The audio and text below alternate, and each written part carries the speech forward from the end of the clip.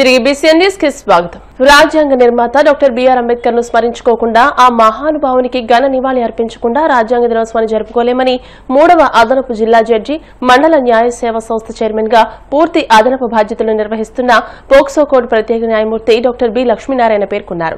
జాతీయ రాజ్యాంగ దినోత్సవం సందర్భంగా పశ్చిమ గోదావరి జిల్లా భీమవరం విష్ణు ఇంజనీరింగ్ కళాశాలలో నిర్వహించిన న్యాయ అవగాహన సదస్సుకు ఆయన విశిష్ట అతిథిగా విచ్చేసిన ఆయన రాజ్యాంగ నిర్మాత అంబేద్కర్ గురించి, భారత రాజ్యాంగం కల్పించిన హక్కులు, రాజ్యాంగ ముసాయిదా, రాజ్యాంగ కమిటీల గురించి విద్యార్థులకు వివరించారు. అనంతరం మండల న్యాయ సేవా సంస్థ ఆధ్వర్యంలో భీమవరం కోర్టుల పరిధిలో ఉన్న మండలాల్లోని స్కూళ్లు, intermediate, degree, PG, engineering, polytechnic, dental విద్యార్థులు, పోలీసు ఉద్యోగస్తుల పిల్లలకు భారత రాజ్యాంగం, సామాజిక బాధ్యత అనే అంశంపై ఆయా పాఠశాల, కళాశాల విద్యార్థులకు నిర్వహించిన వ్యాసరచన, వక్తృత్వ, quiz, painting, reels, poster making తదితర ప్రతిభా పరీక్షల్లో ప్రతిభ కనపరిచిన విద్యార్థులకు మెమంటోలు, రాజ్యాంగ పుస్తకం, సర్టిఫికెట్లను అందజేశారు.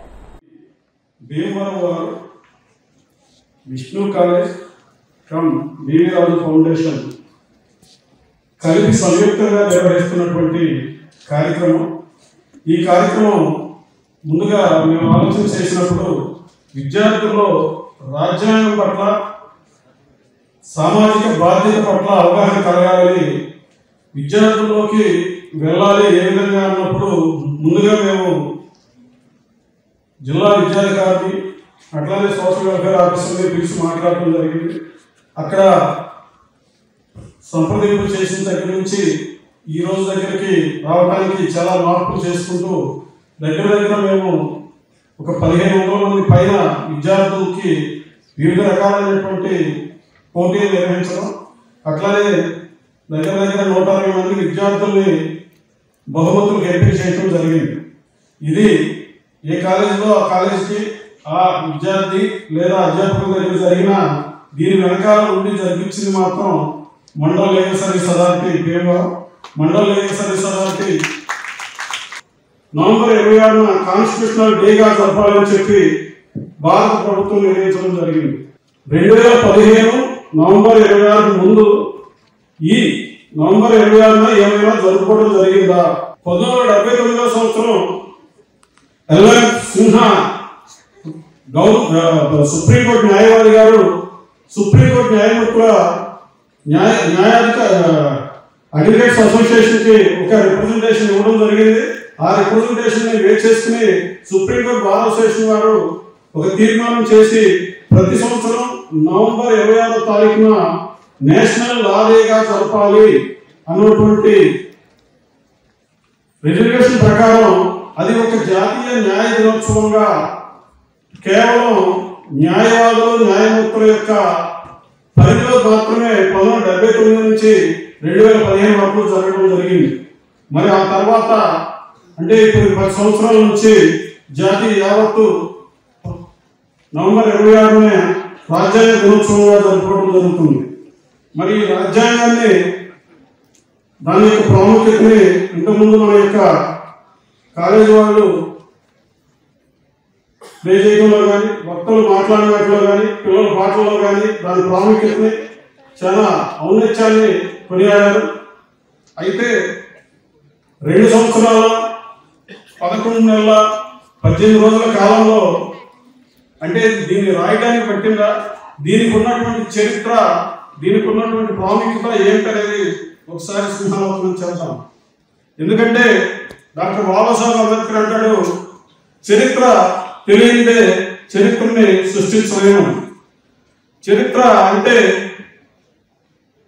అది ఒక హిస్టరీ సబ్జెక్ట్ లో ఉండేటువంటి సబ్జెక్ట్ కాదు. ప్రతి వాళ్ళు, ప్రతి దేశం, ప్రతి సంఘం, ప్రతి సంస్కృతి తన చరిత్రని తను తెలుసుకుంటూ, మార్పు చేసుకుంటూ ముందుకు పోవడం అది కాలానుగుణంగా జరగవలసినటువంటి సహజ ప్రక్రియ. తిరుపతి జిల్లా గూడూరు మండలం తుంగపాలెంలోని కలర్ షైన్ ఫ్యాక్టరీలో AP state disaster management authority ఆధ్వర్యంలో ప్రమాదాలు జరిగినప్పుడు తీసుకోవాల్సిన జాగ్రత్తలపై కార్మికులకు మాక్ డ్రిల్ నిర్వహించారు. లో లిక్విడ్, హై లిక్విడ్ ప్రమాదాలు జరిగినప్పుడు ఏం చేయాలో తెలియజేశారు. ఈ సందర్భంగా డిజాస్టర్ మేనేజ్మెంట్ అధికారి కిరణ్ కుమార్ మాట్లాడుతూ ప్రమాద పరిస్థితుల్లో కార్మికులు తీసుకోవాల్సిన జాగ్రత్తలను వివరించడం జరిగిందని, అలాగే పరిశ్రమలో కొన్ని మార్పులు చేయాలని సూచించామని వెల్లడించారు. తహసీల్దార్ ప్రసాద్ మాట్లాడుతూ కలెక్టర్ ఆదేశాల మేరకు ఫ్యాక్టరీలో ప్రమాదాలు జరిగినప్పుడు ప్రాణ నష్టం జరగకుండా తీసుకోవాల్సిన జాగ్రత్తలపై డిజాస్టర్ మేనేజ్మెంట్ ద్వారా అవగాహన కల్పించినట్టు తెలియజేశారు. Colour shine coated private limited లో మాక్ ఎక్సర్సైజ్ చేయడానికి వచ్చాము. ఇందులో మాక్ ఎక్సర్సైజ్ అంటే మీకు తెలిసిన విషయం, రిహార్సల్ ఎమర్జెన్సీ సిచ్యువేషన్ వచ్చినప్పుడు అలాంటి ఎమర్జెన్సీ సిచ్యువేషన్ లో mock exercise rehearsal exercise. So ఇందులో మీరు ప్రొపేన్ గ్యాస్ లీక్ అయినట్టుగా ఇలా ప్రొపేన్ యాడ్ ఉంది. సో ప్రొపేన్ యాడ్ లో మాల్ ఫంక్షన్ వల్ల లీక్ అయినట్టుగా ఒక మాక్ డ్రిల్ చేయడం జరిగింది. ఇందులో అక్కడ ఒకరు క్యాజువాలిటీ ఒకరు ఉంటే అతన్ని ఇమీడియట్ గా తీసుకెళ్లి హాస్పిటల్ ఇది కొంచెం ఆఫ్ సైట్ ఎమర్జెన్సీగా కూడా డిక్లేర్ చేసి ఎన్డీఆర్ఎఫ్ ని కూడా ఇన్వాల్వ్ చేశాము. ఎన్డీఆర్ఎఫ్ వాళ్ళు కూడా ప్రాంప్ట్ గా యాక్ట్ చేసి విక్టిమ్స్ ని ఇమీడియట్ గా హాస్పిటల్ తీసుకెళ్ళడం జరిగింది. ఇందులో మా అబ్జర్వేషన్స్ అన్ని వీళ్ళకి చెప్పడం జరిగింది. కొన్ని రిమార్క్స్ ఉండే మా తరఫున, సో అవన్నీ మేనేజ్మెంట్ కి చెప్పడం జరిగింది. వాళ్ళు కూడా ఇమీడియట్ గా వాటిని కరెక్ట్ చేయడానికి ట్రై చేస్తామని చెప్పడం జరిగింది. ఇవన్నీ చెప్పొచ్చేది ఏంటంటే mock exercises or simulation exercises. We should think them and act on those things as a real operation, real emergency. So ఇది రియల్ ఎమర్జెన్సీ అనుకొని అందరూ అదే సీరియస్నెస్ తో యాక్ట్ చేయడం జరిగింది. మాక్ ఎక్సర్సైజ్ లో పార్టిసిపేట్ చేయడం జరిగింది. ఇందులో ఏవైతే అబ్జర్వేషన్స్ ఉన్నాయో అవన్నీ వీళ్ళకి చెప్పడం జరిగింది. PMA అంటే Andhra Pradesh state disaster management authority వారి ఆధ్వర్యంలో ఈరోజు ఉదయం 11 గంటలకి CBRN అనగా chemical, biological, radiological and nuclear దీనికి సంబంధించి ఈరోజు ఉదయం 11 గంటలకు మాక్ ఎక్సర్సైజ్ చేయడం జరిగింది. ఇందులో 10th బెటాలియన్కి సంబంధించి 30 మంది సభ్యులతో కూడిన ఎన్డీఆర్ఎఫ్ ఆఫీసర్స్ మరియు ఎస్పీ క్యాడర్ గారు ఒక ఆఫీసరు, మరియు డిఎస్పీ క్యాడర్ గారు ఒక ఆఫీసరు, మరియు సిఐ క్యాడర్ గారు ఇద్దరు ఆఫీసర్లు అందరూ కలిసి ఈరోజు కలర్ షైన్ కంపెనీలో మాక్ ఎక్సర్సైజ్ కార్యక్రమం conducted this mock drill to find out what are the lapses in our system and how to improve the safety of our employees, our contractor workers, our federal employees. And we have taken the notes of all our lapses or wherever there is a chances of improvement. We are trying to improve our safety system, our safety awareness among our people, our contractor workers, just to strengthen our existing safety system to avoid any unhappenings. We are working continuously to improve our safety. Anakapalli మండలం Maredupudi VRO ఎం Suryanarayana ACB అధికారులకు పట్టుబట్టాడు. అక్కిరెడ్డిపాలెం పంచాయతీలోని 3.5 ఎకరాల భూమికి pass పుస్తకాలు జారీ చేయడానికి VRO 30,000 లంచం demand చేశాడు. బాధితులు ఏసీబీని ఆశ్రయించడంతో 30,000 లంచం తీసుకుంటూ ఉండగా ఏసీబీ అధికారులు అతన్ని రెడ్ హ్యాండెడ్ గా పట్టుకున్నారు. దేశంలో అణు విద్యుత్ ఉత్పత్తికి ప్రైవేటు కంపెనీలకు కూడా త్వరలో అవకాశం కల్పిస్తామని ప్రధాని మోదీ ప్రకటించారు. 2047 నాటికి 100 గిగావాట్ల అణు విద్యుత్తును ఉత్పత్తి చేయాలని లక్ష్యంగా పెట్టుకున్నట్టు తెలియజేశారు. ప్రైవేట్ అంతరిక్ష పరిశోధన స్టార్టప్ సంస్థ స్కై రూట్ తయారు చేసిన దేశంలోనే తొలి ప్రైవేట్ రాకెట్ విక్రమ్ 1 ను హైదరాబాద్లోని ఆ సంస్థకు చెందిన ఇన్ఫినిటీ క్యాంపస్ లో మోదీ వర్చువల్ గా ఆవిష్కరించారు. అంతరిక్ష రంగంలో దేశంలోని ప్రైవేట్ సంస్థలు చేసిన కృషిని ఈ సందర్భంగా ఆయన ప్రశంసించారు.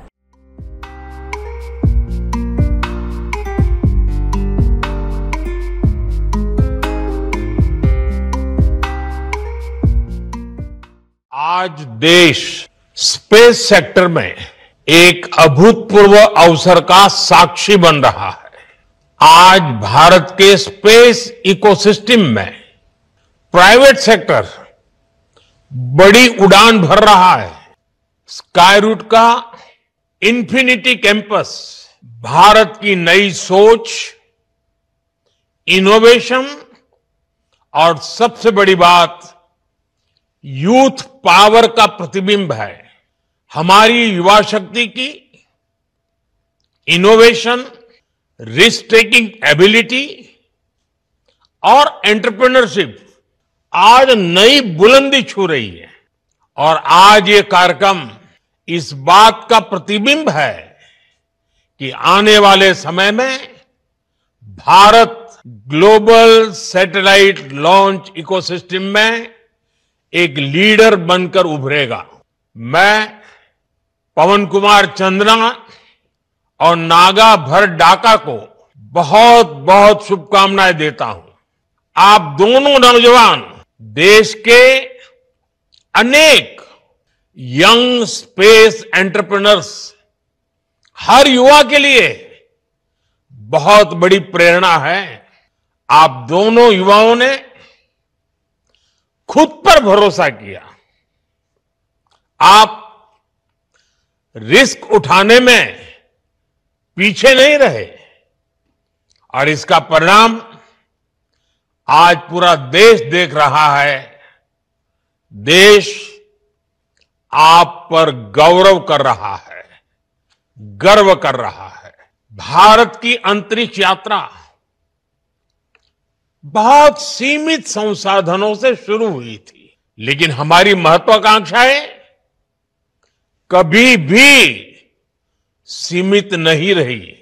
वो भी एक जमाना था, एक साइकिल पर रॉकेट का हिस्सा ले जाने से लेकर दुनिया के सबसे भरोसेमंद लॉन्च व्हीकल तक भारत ने सिद्ध किया है कि सपनों की ऊंचाई संसाधन से नहीं, संकल्प से तय होती है।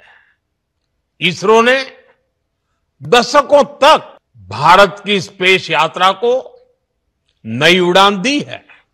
क्रेडिबिलिटी, कैपेसिटी और वैल्यू, हर प्रकार से भारत ने अपनी अलग पहचान बनाई। వార్తలు ముగించే ముందు ముఖ్యాంశాలు మరోసారి. అమరావతిలో శ్రీవారి ఆలయ విస్తరణ పనులకు శంకుస్థాపన. 260 కోట్లతో 2 దశల్లో అభివృద్ధి ప్రణాళిక. 2 ఏళ్లలో పనులు పూర్తి చేయాలని టీటీడీకి సీఎం ఆదేశం. టీడీపీ అంటే తెలుగు దండుపాళ్యం పార్టీగా మారిపోయిందన్న వైసీపీ ఎమ్మెల్సీ వరదు కళ్యాణి. కూటమి పాలనలో మహిళలకు రక్షణ లేకుండా పోయిందని ఆగ్రహం.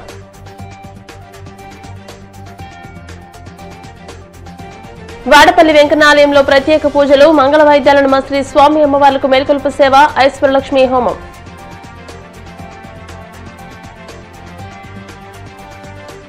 అంతరిక్ష పరిశోధనల్లో భారత ప్రైవేట్ రంగం బేష్ అన్న ప్రధాని మోదీ. దేశంలోనే తొలి ప్రైవేటు వాణిజ్య రాకెట్ విక్రమ్-1 ఆవిష్కరణ. ఈ వార్తలు ఇంతటితో సమాప్తం. మరిన్ని వార్తల కోసం BCN digital YouTube channel, Facebook page ని ఫాలో అవ్వండి. అప్డేటెడ్ వార్తల కోసం ప్లీజ్ సబ్స్క్రైబ్.